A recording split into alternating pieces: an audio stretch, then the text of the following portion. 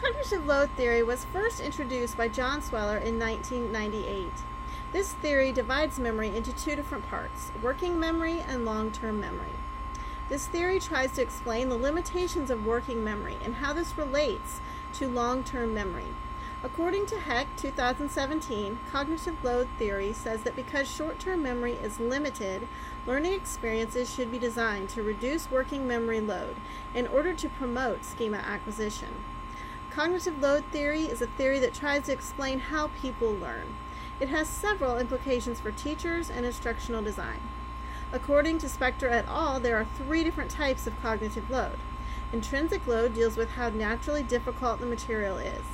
Extraneous load deals with distractions from the learning environment due to poor instructional design, bad lighting, poor auditory, physical needs of the student such as hunger and sleepiness, and technological malfunctions.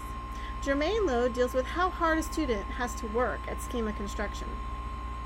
The implications for cognitive load theory on education deal with the goals of limiting distractions and in teaching students at a rate that challenges them but does not frustrate them.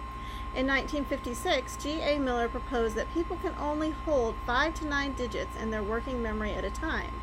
If we apply this theory to education, it tells us to limit the amount of new information that we expect students to learn in one lesson.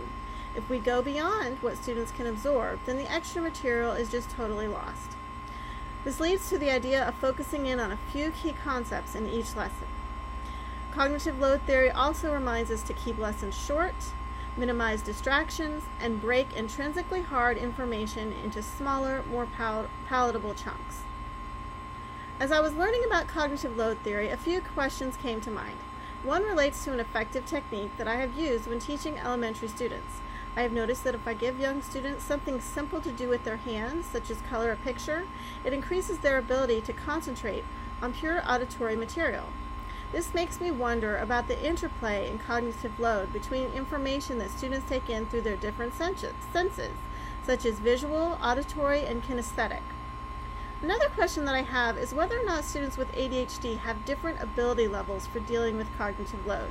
Research done by Kofler et al. 2009 suggests that students with ADHD can reach peak levels of cognitive load even more quickly than students without attention deficit. This is an exciting area of neuroscience with many important applications to instructional design.